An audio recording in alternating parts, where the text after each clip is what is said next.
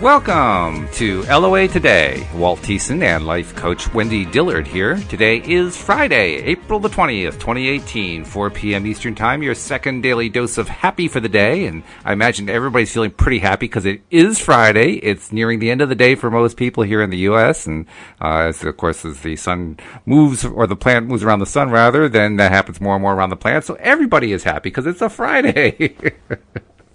So how you doing, Wendy? I'm doing great. I have a fun update, but I don't want to take over the show yet. So. You don't want to take it over yet? Well, that's very kind of you and very considerate, I must say. Let it never be said. Why don't we start with you? What's going on in your world? Let it never be said that Wendy does not have any concern for other people and she only talks about herself, because instantly she lets us know, oh, I care so much about you. This is great. I love it. Oh, absolutely. And if someone called in, I would defer to them too. Oh, we would love that.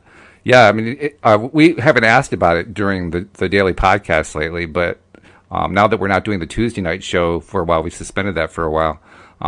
If you want to call in, we'd love to have you. Just go to the homepage and tune in live during the live podcast, and you'll see the instructions right there for connecting in via the Zoom platform. It's really easy, so we would love that, no doubt about that. But in lieu of that, we'll just keep going with what we do because we like doing that too. So what's going on? Let's see. Well, I just got back from a walk, which was wonderful. I'm finally getting multiple walks in during a week, and that is huge. I mean, most of the time throughout the year, I love just walking every day, and I haven't been able to do that because of the winter and the really cold and rough spring we've had. So multiple times this week getting out there, oh boy, that feels so good. And I think everybody else around here likes it too, because I mean, I usually get good reactions from people when I'm passing them on the path. Hey, how you doing? That kind of thing. Everybody was smiling today, though. I mean, everybody was just smiling ear to ear because it was so nice out. So, yeah. And it isn't even warm weather yet, right? The temperatures are in the low 50s right now. But it's so much better than where we were at there. Like, everybody's celebrating. And for us here in Texas, it's finally back into the 50s because it had been in the 80s, which is not my favorite thing. And so when I opened the front door today, I went, oh, it's cool. So the 50s apparently are good for both people coming from both directions. That's a good thing. There you go. Yeah, because it's coming down for me and it's coming up for you. That's right, yeah. In fact, Louise showed me a post from her cousin who lives up in northern New Hampshire, and she had taken a picture of outside her house, and it's just snow everywhere.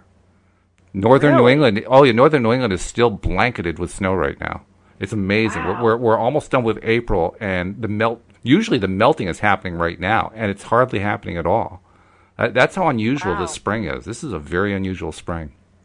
I mean, I remember when I lived up in Chicago that like middle to late March was when the snowbanks started looking really gray and gloomy because of all the traffic, dirt that would get onto them. Right. Yeah. That's when things started really melting and everything just looked ugly. Mm-hmm. But I remember that to be by, early spring, by early April. Yeah. Things were going good. But oh my gosh, this winter has lasted a long time. It has. It's been quite a winter. It's been such an unusual winter. I mean, here we are in New England. We got lots and lots of snow. I mean, Erie, Pennsylvania got hammered this year. Upstate New York got creamed. And in Denver, Colorado, a little bit here. I mean, it's just a weird winter, no matter how you look at it. I like to look at everything in terms of metaphors.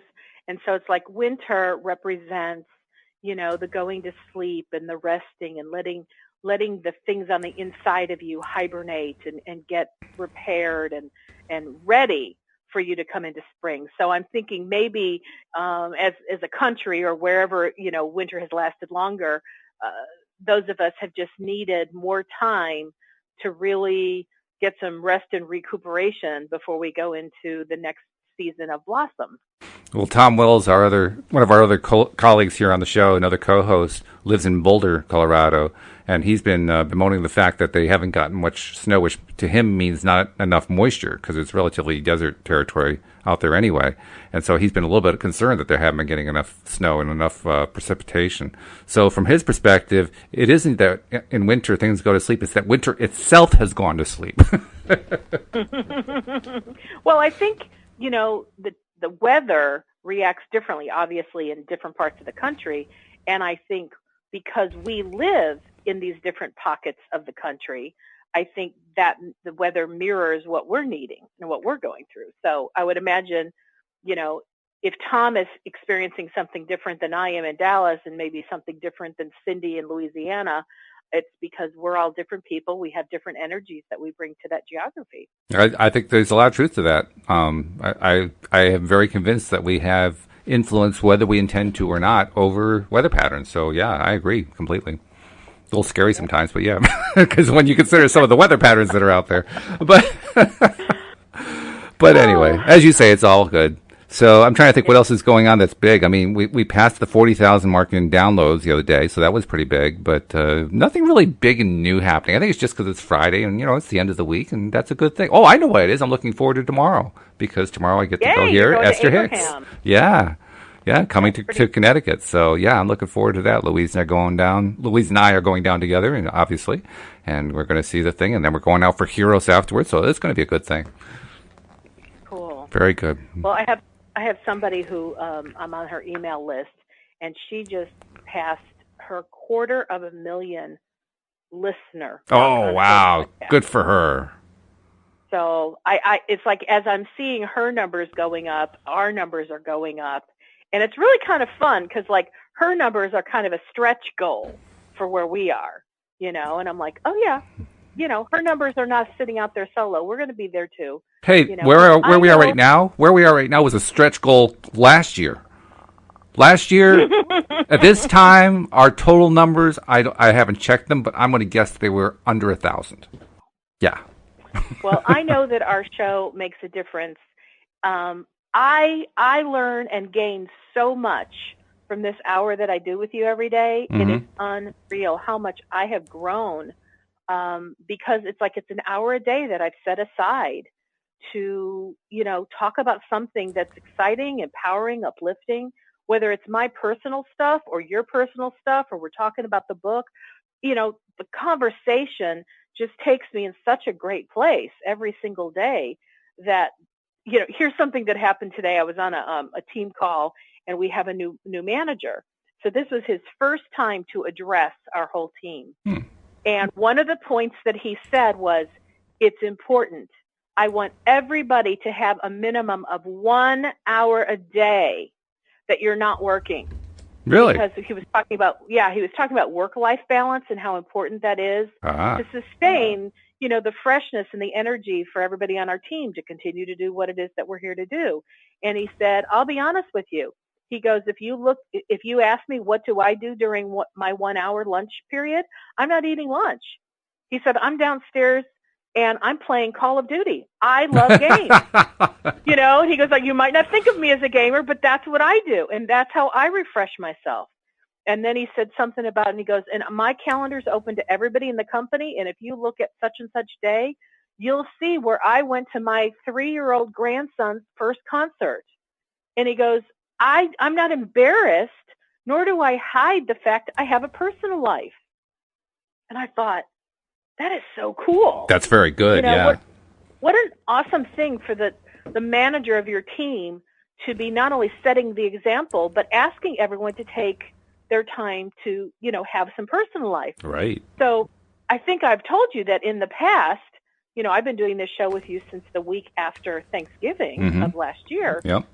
I have told very few people at my job because I take my hour at 3 o'clock Central Time.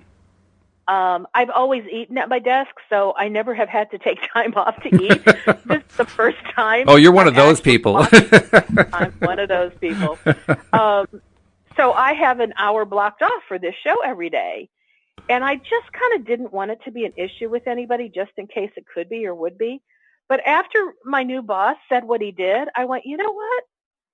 It's no longer an issue. If anyone says 3 o'clock, really? I was like, that's when I take my personal time. I know someone else on a team, she takes her time at 4 o'clock and she goes home an hour early. Oh. Because she said traffic is so horrible and where I live that being able to get off an hour early is such a blessing to me. And I went, you know, it's so cool that it was talked about at the top of our food chain, yeah, so to speak. Very good. So it's like, okay, I don't have to hide this anymore. I mean, I know that might sound weird that I'd be hiding it, but I didn't want to lose my job over it, but No. I wanted to do what I knew I wanted to do. And now I'm Of like, course. I don't have to hide this from anybody. Yeah, You that's know? fantastic. That's really Yeah, so great. that's very cool. It's nice to have a forward-thinking boss like that, somebody who really understands what's involved in doing work and doing work well. That's really great. Mhm. Well, and he used to work with my previous boss, who also set that same precedence. Oh, okay. But because it had been said like almost 2 years ago, Mm. it made me go, yeah, just in case there's Just in some, case, yeah. You always know. want to cover yourself, But now right? it's right. But it's like now it's a refreshed message. Yep. Mm-hmm. Sure. So today was the first day as I was grabbing my headset and getting ready to call in. I went, oh, this is out in the open now. Yeah. Woo-hoo! How nice. That's great. That's good cool. So news. I'll probably tell more people at work, and because I've only told a handful, Mm-hmm. but I might start telling more. I may, yeah, definitely the lid's off. The lid is off. Okay, it's official, The folks. lid is The lid off. is off. Oh, and then I did want to share, because this is pretty darn exciting for me. By the way, I love the word excitement. Can you tell? Because I use it a lot. It's a good word. It's a word I think we need to learn to use more often, to be perfectly honest. I'm serious. I'm quite serious. I know it's funny, but I really think we should be using that word more. It would remind us to get excited. Well, since I use it so much, you don't have to remind me. But if it's a reminder for someone else, go for it. Well, it's a reminder for me, because I hear you every day that we do this, and I hear it every time, so I appreciate it. Cool. Yeah. Well, so yesterday, where we kind of left off in my Project X, that's now known as, Project New Income Streams, Mm-hmm. building up my financial, state of being. Right. I had this prospect who wanted me to bill him through a merchant account that I didn't have. Right, yeah. Because he wasn't okay with me using PayPal. Right. And so, you and I talked after the show, and you gave me some ideas, and it kind of got my wheels, moving and grooving in terms of different places I might look for a merchant account. Mm-hmm. And so last night I was in bed, and I do a lot of stuff in bed, but I have a TV, I could put a laptop, I can do my cell phone. This time I pulled out my tablet, and while I'm watching TV in the background, I was just Googling different merchant accounts. And I started with all the different banks I bank with and my different credit card companies, etc. And none of them really were boldly proclaiming what their fees were, which to me, that was kind of what I needed to know. Right. So I just kind of Googled like 2018 best credit, merchant credit card companies. Mm-hmm. And so I read a couple articles, and one of them, I didn't even realize it's what it was, but it was like, fill in this information and we'll send you a quote based on, what your criteria is. Mm-hmm. And normally I'm like, no, I don't want anybody contacting me. And last night I was like, yeah, what the heck? Okay. So I filled in my information. And much to my surprise, when I woke up this morning, there was an email from, I guess, the company that does this saying somebody will be connecting with you shortly. We've selected one particular company that we think that will meet your criteria. So I was in shock when I called the guy. He wasn't there. I left him a voicemail. So I went, okay, I'm going to go to my bank, who I couldn't get any decent information from. And as I'm looking up the phone number, my phone rings, and it's the guy. Okay. His name's Justin. Okay. And we start talking, and much to my surprise, their rates are lower than or equal to PayPal. Oh, good. And so it's like the per transaction fee is like a whole point less than PayPal. But they do have a monthly fee, but it's only $12.95, which to me was pretty low. Mm-hmm. And I kept saying, okay, so these are all the fees that there are, right? And Yeah. yes, they are. And I'm like, oh my gosh. So when it was all said and done, I'm like, you know what? If I can't spend $12.95 on my new business because I'm going to have explosive growth, then I'm not lined up energetically. That's true. And what I realized, it was a really different experience, because last year around this time, or a little sooner in the year, I was trying to launch a product or a service. And that's when I, got a merchant account back then. And I remember all the questions that they asked, because it's like getting a loan. Oh, yeah. Actually, Well, there's a credit check and everything. Yeah. Yeah, they do look at it because, it's like how much does your business make now? What is your expectation, for business? What's your average transaction? There's all these questions. They even look at your And I credit remember, score. yes. Yep. And I remember last year when all those questions were being asked of me, I remember the feeling. And the feeling was I have to pretend that I'm more than I am. Oh, yeah. Because if they knew how little business I had right now, they wouldn't grant me this merchant account. Mm-hmm. Now, I was honest with them, but I had to couch everything like, well, but you have to realize, and this is where I'm at in the process, and I have been in business for a long time, and I've had times when I've had lots of business and times when I haven't, when I had a day job, and I'm like, blah, blah, blah, blah, blah. Right. Because I was trying to justify Yeah. that I was going to be successful. Mm-hmm. But yet the feeling I had was I'm trying to be something, trying to give the impression of something I'm not yet. Yeah. Now, here it is a year later. Here I am in a very different vibrational place. Mm-hmm. And this time I was prepared for the questions. I was so comfortable giving honest answers because I have a client who has paid one of my current package prices. I could actually say, yes, here is my transaction price. Mm-hmm. And it's not $half. It's a significant number. Mm-hmm. And the guy I'm talking to, he goes, and I'm thinking we should, because they have to set some kind of limit. It's like you're asking for a loan. Right. We should set $10,000. How does that sound? Now, I remember last year fighting with them because I wanted it to be a huge number. Mm-hmm. And I only got approved for $5,000 a month. Right. And I was so upset, and I was like, "Urgh." And this time he says, how about if we go for 10,000? I went, okay. And it was like everything we did was so simple. Very nice. And much to my surprise, did the whole application. All I had to do was fax and then email, or not fax, scan and then email a blank check so that they could, legitimize my checking account that they were going to put the money in. It was the simplest, easiest transaction. The fact that the guy was there, here it is a Friday, and I'm thinking, oh, chances are that it's going to roll over into next week and blah, blah, blah, blah, blah. And then I said, here's one of my big questions. Once we do the application, what do you think the turnaround time is that I'm going to get an answer? And then how long is it going to take before this is available to me online to set up what I need? And he goes, usually 48 hours. And I'm like, oh, that's quick. And he goes, as a matter of fact, this morning I did one and it already got approved this afternoon. And I'm like, okay. Cool.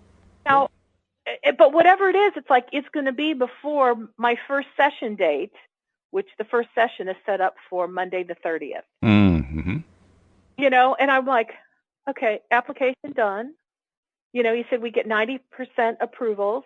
And I'm like, I have a credit score 825. You're not going to have any trouble getting approved. I can assure you that. I hardly think that's an issue. Yeah. Because now they may need some kind of financial proof. They'll need your checking account.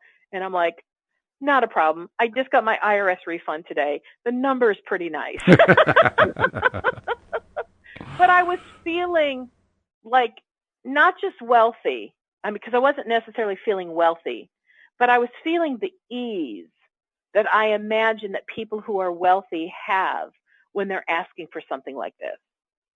Kind of like they know they have all the criteria in such a great place that anybody who has to look at this would go, yes, stamp it, approved, done, next. And it was like, wow.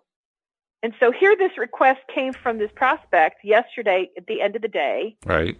And I was like, what to do? And I didn't feel like I needed to start making calls, even though that's what my natural inclination was. It was kind of like line up the energy. And so that's what I was working on. I was just, going, everything's always working out for me. And, this wasn't my idea. I believe this was a nudge from the universe to say, get a merchant account. And when I was sensing that, it's time to level your business. It's time to up-level you. Mm-hmm. So here's another cool thing. Last night while I was, Googling this merchant account stuff, it crossed my mind to think, well, how do wealthy people pay for things? because I watch all these programs, these real estate programs, and, they buy a $10 million house all cash. So I'm like, well, do they really walk around with wads of cash? Do they have checks? Do they even use checks anymore? Like, how are wealthy people going to pay me?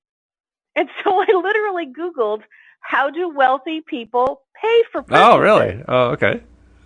You wouldn't believe all the things I found that people had written. And across the board, almost everything said, wealthy people pay by credit card. Makes sense. Because they use other people's money. And I was like, well, I've heard that before. And I'm like, so it stands to reason that I need to have a merchant account that can handle some hefty amounts of transactions, because that's probably how they're going to pay me. Oh, yeah. In fact, Go ahead. I'd be willing to predict that $10,000 limit is going to get blown open real soon.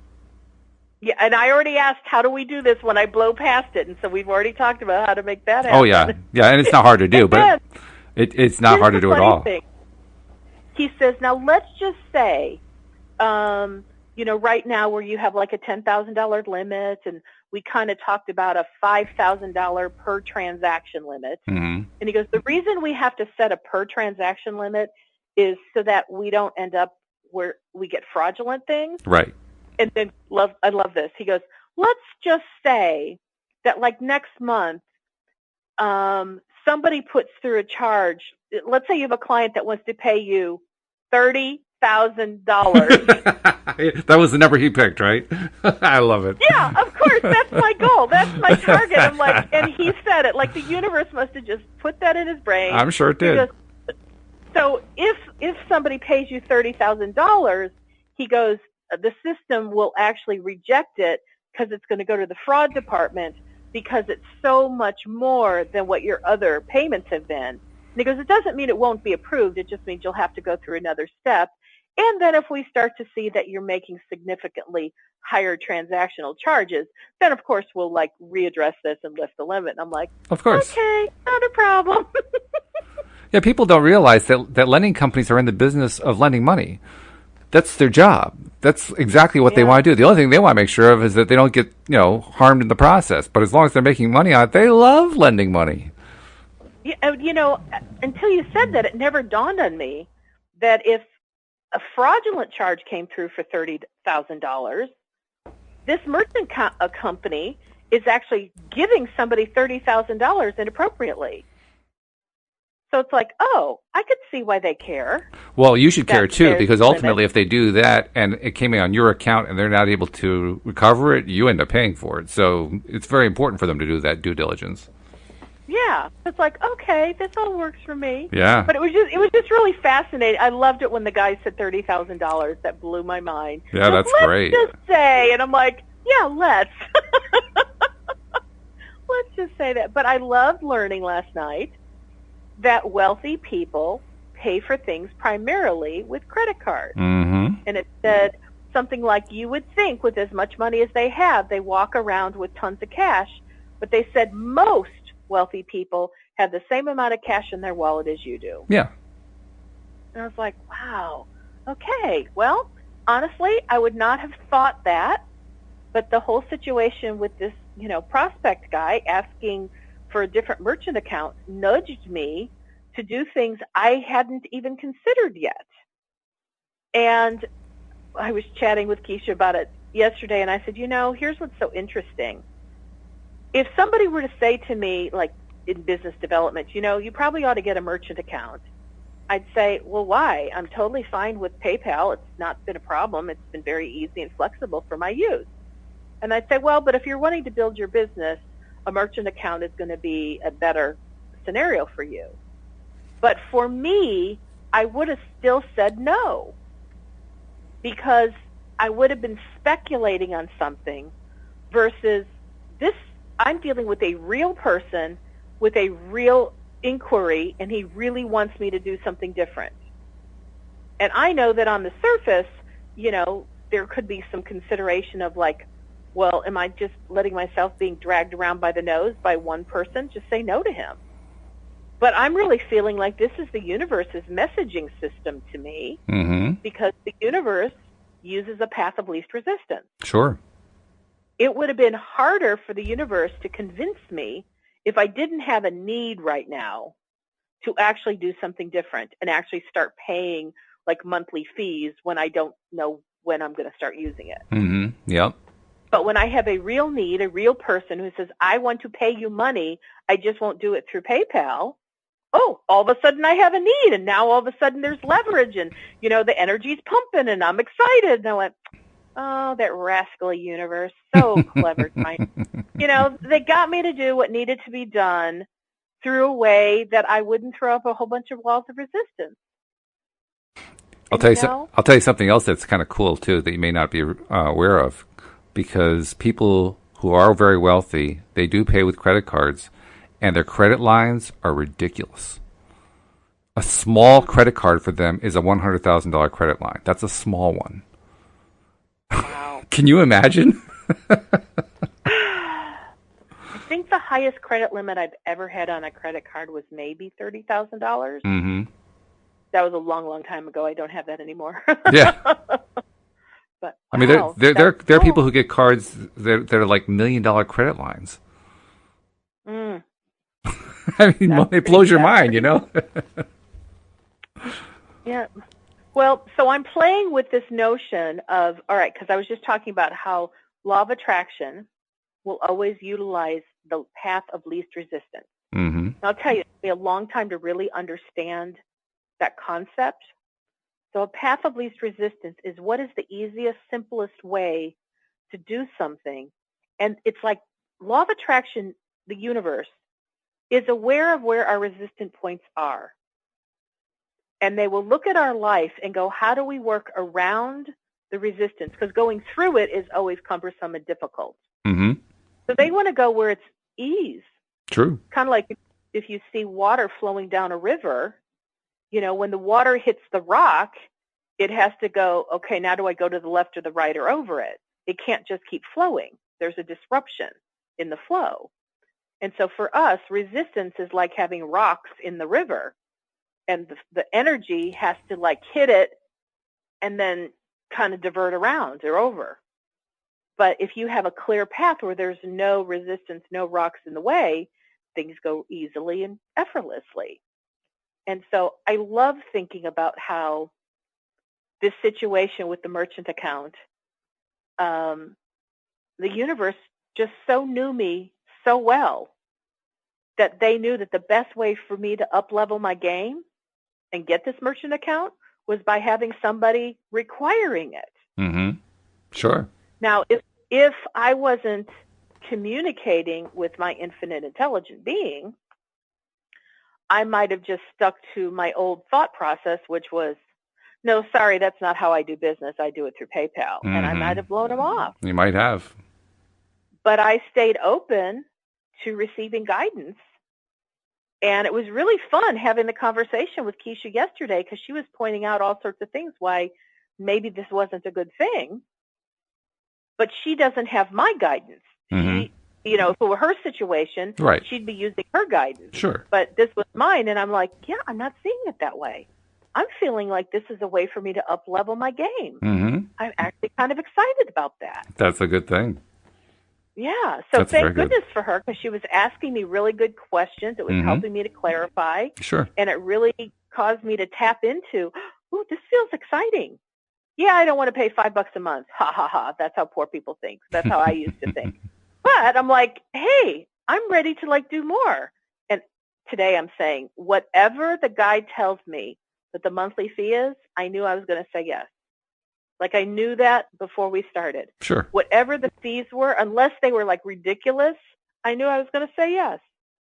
And pretty much everything he said, I kept sensing internally, yep, keep going, yep, keep going, yep, keep going. It was the easiest thing. It was so much easier than when I did a merchant account before, because my energies were not lined up before. I was trying to pretend to be successful. I was pretending to be successful. It's so important too. I mean, we're discovering Yeah. that through all these conversations that we have, both with you and with the other coaches, getting in alignment, boy, that just governs everything. Anytime that Yeah. we do it, good things happen. Anytime we don't do it, not such good things happen. Anytime that we do it half-heartedly, we don't get what we want. Every time we do it with full energy and excitement, the amazing stuff goes on. It's incredible. It's just incredible. Totally. And, just to kind of throw in a little bit of update on Project B, which Oh stands for yes, body. So I told you I'd found a lower set point on the bathroom scale, which right. is pretty darn exciting. Yep. And I weigh in every day, but I don't freak out over if it goes up or down. What I look for is the trend, Right. where it's staying down, Mm-hmm. or is it jumping back up? And it has definitely stayed down. And so, I've even been paying attention a little bit to what I'm eating, not because I'm monitoring it, but I'm just noticing. Mm-hmm. And Keisha made this fabulous spaghetti sauce the other night. So we've been having spaghetti for the last 3 days. Oh. And which is one of my favorite foods. Yeah, it's tasty. And if it's good sauce, especially homemade sauce is always the best. Fabulous sauce. And so, pasta, of course, used to be, when I lived in food rules, was no, you can't have That's white right, yes. unwheat flour, you Stay can't away. eat pasta, you can't have gluten. And, I'm not living by rules. And so I just completely enjoyed it. I mean, we're talking hearty, healthy, maybe beyond healthy sized portions. I've been enjoying. But the kind of thing where I eat it and it's like, I'm full. I have no desire to snack before I go to bed. But it wasn't so overfull that I felt bloated and disgusting and like, oh my God, what the heck did I do? Mm-hmm. But it was so yummy. And so I've had spaghetti 3 days in a row. And last night there was just a little spaghetti left, so I had it like maybe late afternoon. And then she ordered a pizza. And so she stays up way longer than I do. And so by the time the pizza came, it was probably, I'm going to guess, 8:30, 9 o'clock last night. And so I had a couple pieces with her. Now, here's my old thinking. Well, I've just eaten 2 pieces of pizza. Now, I wasn't concerned about what I ate, but I was thinking in terms of when I ate it. That was another set of my food rules, which is timing. Right. And so I'm like, oh, well, my body's not going to have enough time to break this down and metabolize it. Yeah, I get on the scale today. It's one of the lowest numbers I've had. And I'm like, even the time doesn't matter, because I'll tell you what energy I was in yesterday. Excitement. There's the word. I was in excitement, exuberance, knowing the universe had my back. Everything always works out for me. I couldn't wait to see how this was all going to unfold. And one of the things I have thought about, as I've conversed with some of my metaphysical friends, is that energy, when it's like at a high level, it takes energy from your body to fuel it. Oh, yeah. And I'm like, oh my gosh, it never dawned on me that just being happy and excited and exuberant could actually be burning up calories or burning fat. Because all I know is I stepped on the scale today, and in my old world, I would have thought, if I'm eating pizza this late at night, I can expect a huge spike on the scale. And instead, it was a really low number, and I just laughed. I'm like, I love my life. I love how these things are working. Project Body is doing absolutely beautifully. I don't spend as much focus on that as I do on my Project X financial stuff. But it's still moving and grooving, and I'm having a blast. Very good. What a nice change that is. Because you were telling, previously about just how arduous your life has been where food is concerned. I mean, you basically had yourself wrapped up in knots trying to keep up with all the dietary regulations and guidelines and advices, and do this and don't do that and don't do this and eat that and don't eat that. I mean, I probably would have been, suicidal. And here you were, you'd been living like that for years. I'm thinking, whoa. And now you've completely changed it. The change is fantastic. From one of my health gurus, he talks about how stress is a huge factor in causing people to put on weight or not be able to lose weight. Mm-hmm. Because, and I don't know all the details, but certain things that have to do with stress kick off other chemical reactions Oh, yeah. that cause your body to store fat. And I can tell you that what I have been doing through the living of my life and making a decision and lining up with it and feeling excited and loving the journey is I'm not living in nearly the level of stress I used to. I mean, now there's some good stress, but I don't have much bad stress at all anymore. That's a good thing. If that alone is the thing that has shifted, okay. But you know what? I'm not trying to like focus on, oh, that's what it is, and I need to like, because I would be making another rule about stress, and I'm not going there. I'm just thinking about that as, that could possibly be the reason, or that could be one of the contributing factors, you know, because I do recognize I'm living in a physical body. I'm talking about my physical body. And so all the cells of my body are contributing to whether I gain weight or lose weight, you know. So it's like my cells are talking to each other in a different way, and I'm the one who sends it its messages, you know, and I'm making changes in how I think. So I would imagine that means that I'm changing the messages that I'm sending to my body. Oh, yeah. I mean, well, just the fact that you're in such an excited state the last few days, excitement is so far away from stress that it's not even funny. It's not even hardly near the same spectrum. I mean, it's just so far apart. It's like I don't remember even what movie it was, but there was a movie where there was a doctor and somebody was seeing the doctor, and the patient says, you know, well, I have been experiencing a lot of stress, and the doctor says, well, that can't be good. You know, I mean, you're so far away from that it's ridiculous. When you're in the excitement mode, we're not talking stress at all. There's no stress in excitement. Excitement is just, whoa, this is great. I am loving it. And I just got the word momentum, and I'm recognizing and acknowledging that I am creating and allowing momentum to play its role in both Project X and Project B. And it's always exciting when you're in momentum because things are moving fast. Changes happen quickly. And one of the biggest things that it does when you're in momentum is because it's constantly bringing new pieces of evidence, the consideration of doubt or concern is kind of like not even anywhere on the playing field. Because I've been in so much movement, aka momentum, then the things that used to cause doubt and concern was when things would stop, or when I didn't know what to do next, or where I didn't see any evidence of manifestation. But I've been out of that for at least a week. That's a good thing. And it may not sound like a very long time, but I was doing the mini roller coaster going from doubt to excitement, doubt to excitement, doubt to excitement. I just didn't talk about the doubt that much on the show because by the time the show would come, I'd get excited about something. But then during the non-show hours, you know, doubt and worry and concern would show back up. You know, but Sure. It's like those things have completely been off the radar. Nice. I shifted to the new belief, which is I can have anything I want, make the decision, and line up with it.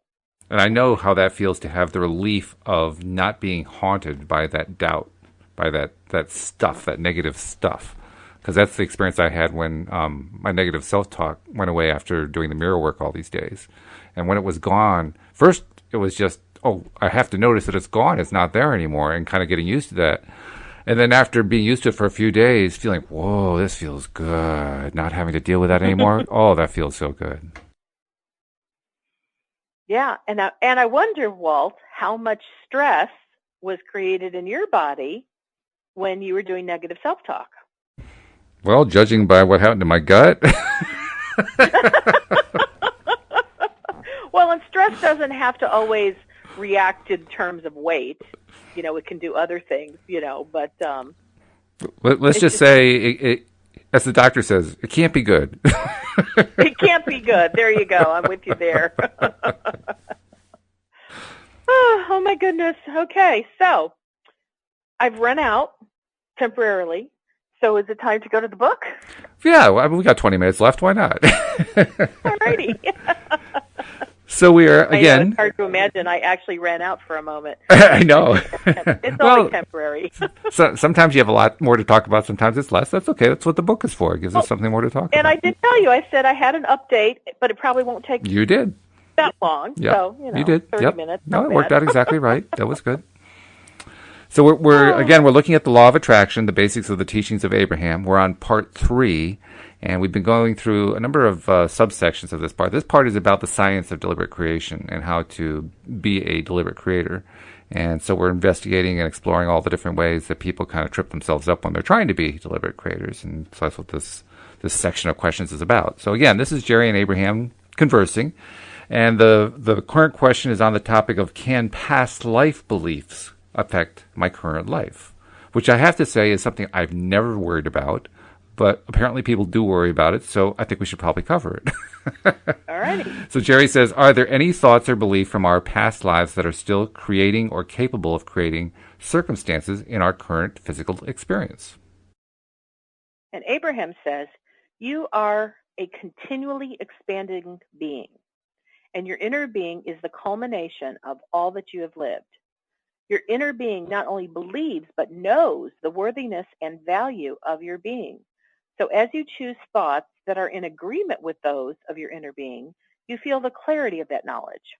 However, the details of the past physical experience do not affect you in this physical experience. There is much confusion about that, and it comes largely because there are those who do not want to accept that they are the creator of their own experience. They say, I'm fat in this life experience because I starved to death in the last one. And we say there is nothing from past life experience that is influencing that which you are doing now, unless in some way you have become aware of it and are now giving it to you, and are now giving it your attention. Yeah, that's an important point, isn't it? And it really doesn't even have to be from a past life when you think about it, but this whole idea that you are experiencing one thing because of something that happened before, that was the opposite. That's the kind of thing that can trip us up 1,000 ways. So, tying it into a past life, that almost guarantees you're going to trip yourself up because there's no way to check it. How do you check? I think I'll check the library to see what happened in my past life. And what they're basically saying is, no, don't worry about it. Well, and I kind of botched up the last sentence, so I just want to read it again. Yeah, sure. It's a good point. There is nothing from past life experience that is influencing that which you are doing now, unless in some way you have become aware of it and are now giving it your attention. Which means it's not the past life, it's the current attention. The current attention is what's doing it. It's not the past life at all. I remember many, many years ago when I started being introduced to the concept of past lives. I went to somebody and I did a past life regression, and I started going, oh wow, I was this in that life and I was that in that life.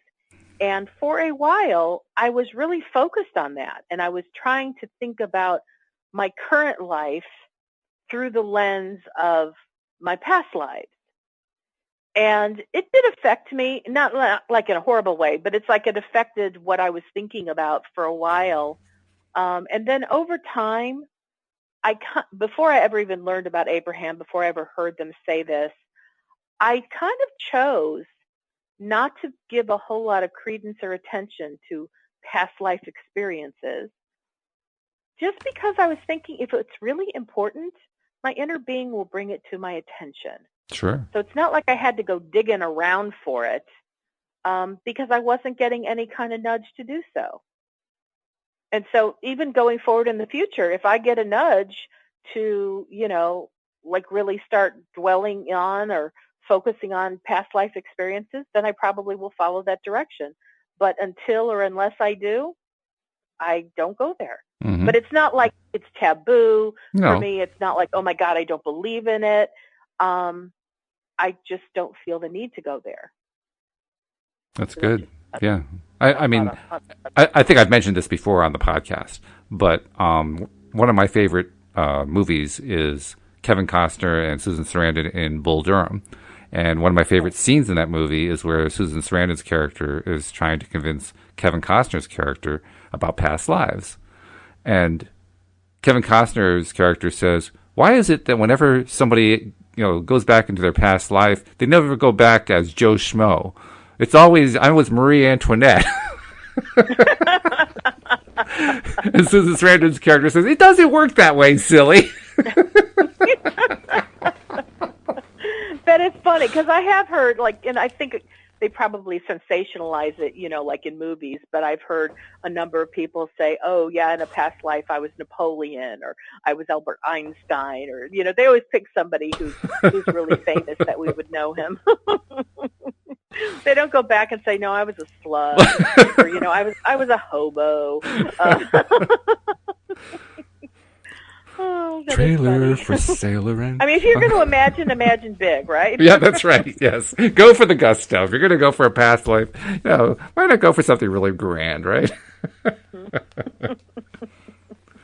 So moving on, next little section is entitled, Can My Negative Expectations Affect the Well-Being of Others? Now, here's an interesting question. Can my negative expectations affect the well-being of others? Okay, interesting. Yeah. So Jerry asks, if in our concern for the welfare of those we really care about, we find our thoughts drifting towards some negative expectation regarding them, can we, just by pondering a problem occurring in their lives, actually cause them damage? First, let's just kind of clarify, because somehow the words "can my negative expectations," I was getting tripped up on it. So I think what Jerry's saying is, if I'm thinking like somebody has an illness and I'm concerned that it'll cause them to die, or I'm like thinking some negative thing is going to happen in their life, right? Can that actually affect somebody in a negative way? I right. think that's what's being That's asked. really what he's asking. Yeah, from it? I take it the same way. Yeah. So Abraham says, you cannot create in the experience of another because you cannot offer their vibration, which is their point of attraction for them. But when you focus upon something long enough that your thought becomes strong and you are feeling strong emotion about it, you can influence the thoughts that they are thinking about the subject. Remember, most people offer most of their vibration in response to what they are observing. So if they are observing you and see that you have a look of concern on your face, or are observing the concerned comments that you are making, they may very well lean in the direction of what is not wanted. If you want to be of the greatest value to others, see them as you know that they want to be. That is the influence that you want to offer. I like the way they worded that too, those last two paragraphs. Because what they made very clear is your concern is not directly causing it. Rather, your concern is influencing them to cause it for themselves. They follow your lead, so to speak. So if you want to be of great... if they're not feeling good about their situation, but they're really trying to move into a better feeling thought, but you're all concerned, it kind of pushes them over the negative edge. we even have a phrase for that. You're dragging me down. That's what that phrase means. Point. You're dragging me down. You're making me feel bad. Now, of course, you can't actually make me feel anything, but you can influence me, and I am being influenced by you, and I recognize that I'm being influenced by you, and I don't like it. So, good point. Yeah, that's exactly what it is. That's what it means. I had a pencil, I'd write in the margin, say, this means you're dragging me down. You're dragging me down, yeah. Don't drag me down. So if you want to be of greatest value to others, see them as you know they want to be. That is the influence that you want to offer. That's a good idea. Because now it's not about trying to put on a happy face. It's about trying to help them get where they want to be. That's a different thing. I remember hearing Abraham say this, and they've probably said it a number of times, that, using the character of Jesus from the Christian Bible, they talked about Jesus in that when the sick would come to him, the reason that they received healing was because, and this is their wording because it's funky, Jesus would see them in their illness not. In other words, Jesus did not view them based on, oh, you're sick and dying, or you're maimed, or you have some horrible disease. He saw them in their wellness state. He saw them for who they really are, not what their physical body is presenting in this moment. And then the next comment that Abraham said was, and much of the time Jesus would say to them after they experienced, a shift in their body or a healing, he'd say, now go and tell no one. Mm. And the purpose for the tell no one is so that people can't drag you back down. Drag you back down. There you go. Yeah. Yeah. And I remember after hearing that a couple of times, because remember me, I listen to a CD a minimum of 2 to 3 times before I move on. So after hearing it a number of times, I remember saying to myself, that's what I want to learn how to do. Mm. I want to learn how to do that. Really? No, I don't want to be a Messiah. I don't want to die on a cross. But it's like, good thing. I want to learn how to see somebody in the state of who I know they really are and tap into who they really are without me being so observant of what is. Because, I used the phrase the other day that I had what is itis, mm-hmm.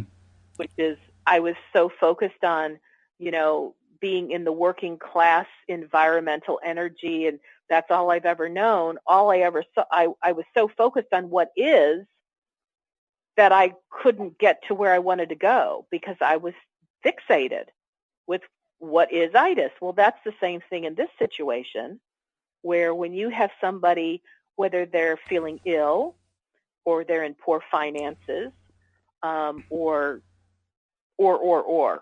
whatever the circumstance. Let's say somebody's going through a horrendous divorce or, child custody, whatever the negative circumstances are, if the person wants to talk to you about it and you so identify with the trauma that they're experiencing, you're actually bringing them down. Mm-hmm. Your influence for positive has gone out the window because you've now been influenced by them. Yeah.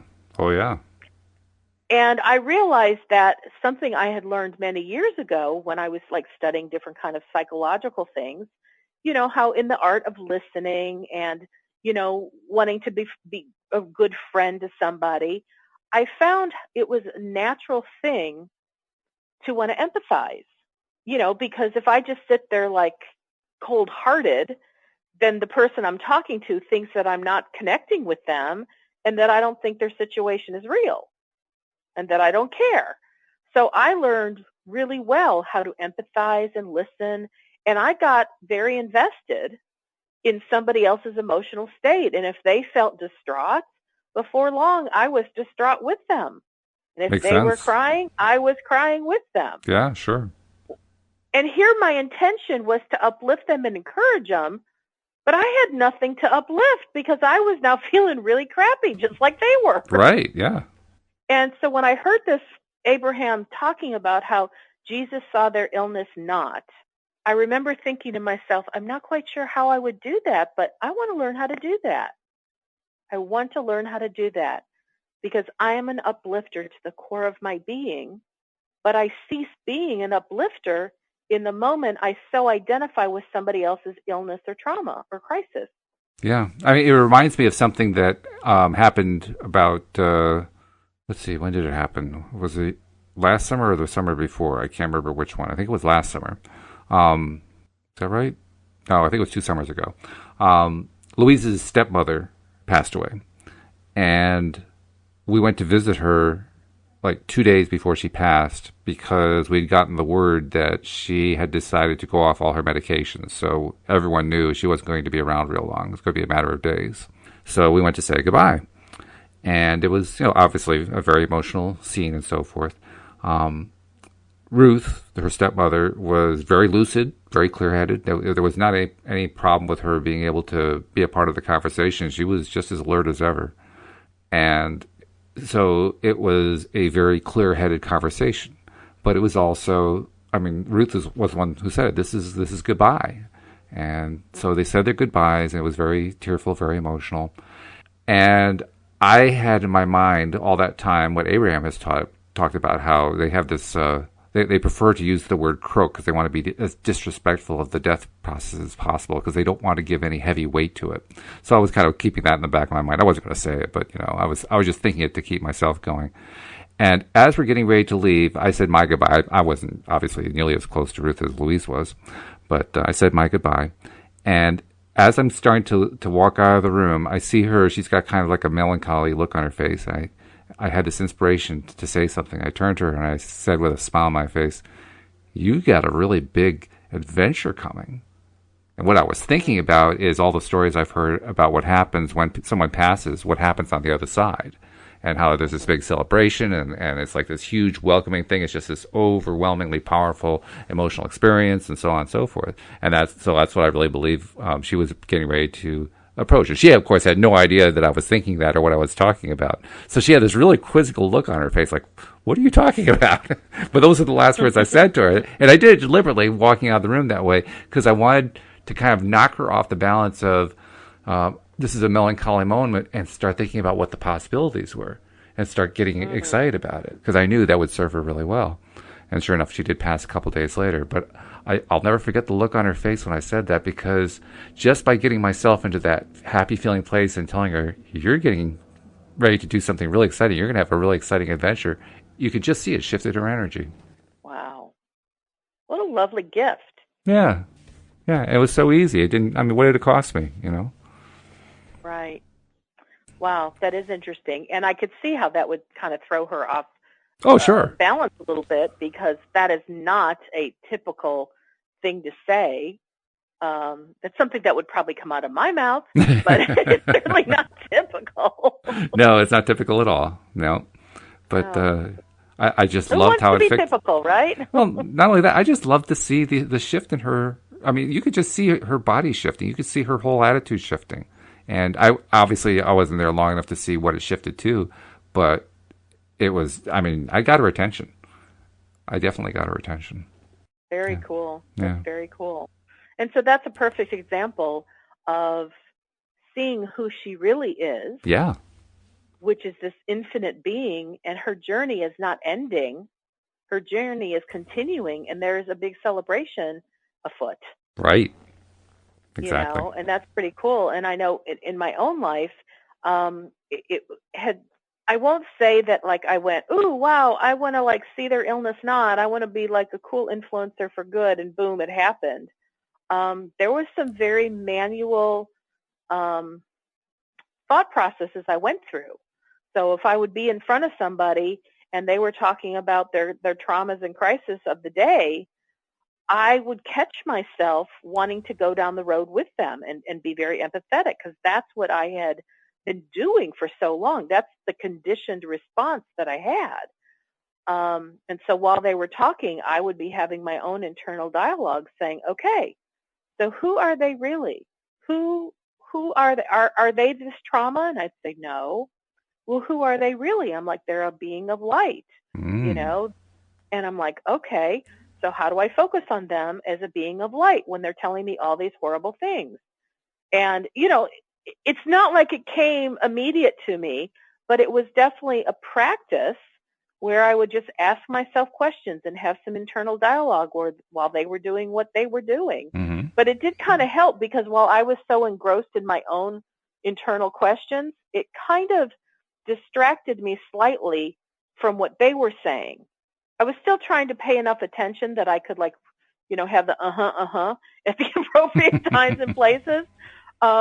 But I chose not to add more conversation to what they were saying if it was going to be. In other words, I didn't want to say more of what they were already saying. Right. And I would try my best when it felt appropriate to, maybe say something that would reframe it ever so slightly. That's a nice way. Even if it was, even if it was, "You know what? I know you're going to be okay. I know it may not feel like it right now, but the darkness is going to pass. Yeah, this too shall pass." That's good. That's a nice way to end it, because we're done for the day, but we'll be carrying on the conversation next week. I hope you have a great weekend. Thank you. I hope everybody else does too. And we hope that you'll join us next time here on LOA Today. Goodbye, everybody. Bye-bye now.